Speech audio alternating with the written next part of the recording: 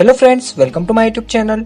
Friends, आज मैं आपको इस वीडियो में बताने वाला हूं कि आप किस तरह से अपनी किसी भी बैंक का स्विफ्ट कोड पता कर सकते हैं और वो कहां से पता कर सकते हैं। वो सारी चीजें मैं आपको इस वीडियो में बताऊंगा, तो वीडियो को एंड तक जरूर देखिएगा। और अभी तक आपने मेरे चैनल को सब्सक्राइब नहीं किया है तो सब्सक्राइब कर लीजिए और बेल आइकन को दबा लीजिए ताकि फ्यूचर में आने वाली वीडियो का आपको पता लग सके। तो चलिए शुरू करते हैं।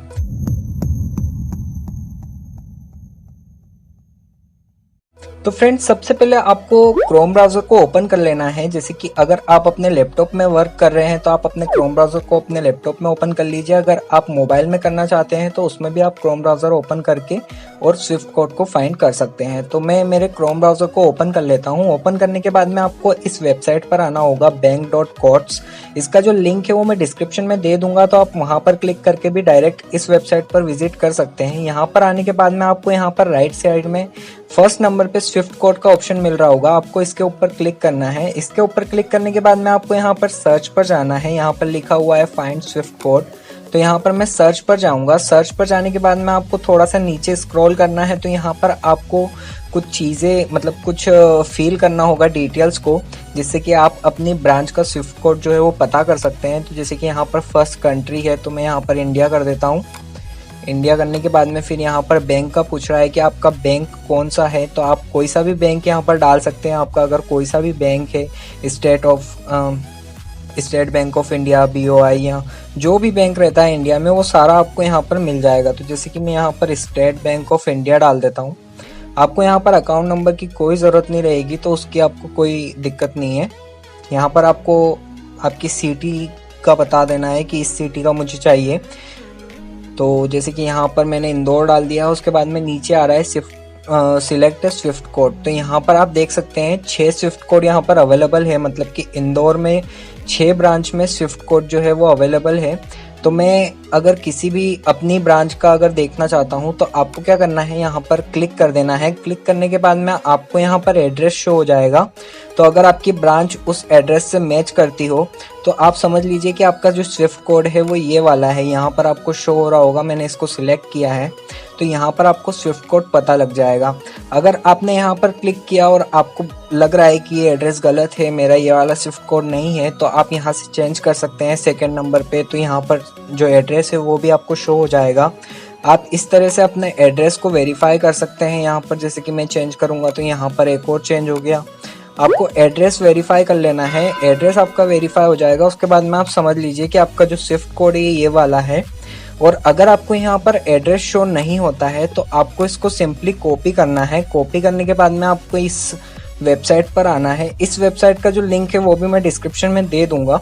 तो आपको यहाँ पर उस स्विफ्ट कोड को पेस्ट कर देना है जो कि मैंने अभी वहां से कॉपी किया था, और उसके बाद में आपको यहाँ पर सर्च करना है। सर्च करने के बाद में आप थोड़ा सा नीचे जाएंगे तो यहाँ पर आपको ब्रांच का नेम मिल जाएगा और पूरा एड्रेस यहाँ पर शो हो रहा है। तो आप इस तरह से अपना बैंक का एड्रेस जो है, मतलब स्विफ्ट कोड का जो एड्रेस है वो फाइंड कर सकते हैं अगर वहाँ पर शो नहीं हो रहा है तो जैसे कि यहाँ पर ये पूरा एड्रेस आ चुका है। तो इस तरह से आप अपने स्विफ्ट कोड को फाइंड कर सकते हैं। अब इसकी ज़रूरत कहाँ कहाँ पे पड़ती है वो मैं आपको बताने वाला हूँ।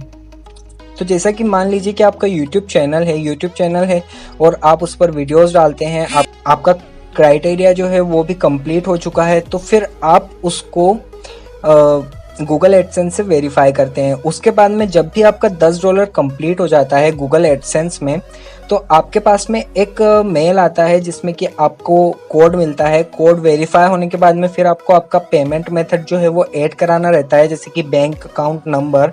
तो उस बैंक अकाउंट नंबर को आप जब भी ऐड कराते हैं तो उसमें एक स्विफ्ट कोड लगता है। जैसे कि IFSC कोड रहता है वैसे ही एक स्विफ्ट कोड रहता है। IFSC कोड जो रहता है वो हमारे नेशनल लेवल पे जो भी पेमेंट हम ट्रांसफ़र करते हैं या जो भी हम लेन देन करते हैं तो उसमें उसकी ज़रूरत पड़ती है। और स्विफ्ट कोड जो रहता है वो बाहर से, मतलब कि इंटरनेशनल से, मतलब कि फॉरेन से जो हमारा पेमेंट आने वाला रहता है तो उसकी लेन देन के लिए स्विफ्ट कोड की ज़रूरत पड़ती है। तो उसके लिए आपको आप जब भी गूगल एडसेंस में अपना पेमेंट मेथड ऐड करवाते हैं तो आपको स्विफ्ट कोड की ज़रूरत पड़ती है। तो आप इस तरह से अपने बैंक का स्विफ्ट कोड जो है वो पता कर सकते हैं। और साथ ही में अगर आपके बैंक में, जैसे कि इंदौर में और भी बहुत सारी ब्रांचेस है, बट यहाँ पर 6 स्विफ्ट कोड बताए हुए हैं उसने, तो मतलब कि 6 ब्रांच में ही स्विफ्ट कोड अवेलेबल है। तो अगर आपकी ब्रांच में स्विफ्ट कोड अवेलेबल नहीं है तो आप अब अपने एरिया के आसपास की जो भी बैंक रहती है उसके बारे में पता करिए कि उस ब्रांच में स्विफ्ट कोड अवेलेबल है या नहीं है। अगर है तो आपको क्या करना है कि उस बैंक का स्विफ्ट कोड जो है वो अपने अकाउंट में डाल देना है। तो जब भी अगर आपका पैसा आता है यूट्यूब से या गूगल एडसेंस से, तो आपका जो पैसा रहेगा वो वहाँ पर आपके ब्रांच में ट्रांसफ़र कर दिया जाएगा। तो इस तरह से आप स्विफ्ट कोड को फाइंड कर सकते हैं। तो अगर आपको ये वीडियो अच्छा लगा हो तो लाइक कीजिए, कमेंट कीजिए, शेयर कीजिए एंड सब्सक्राइब कीजिए। Thank you so much.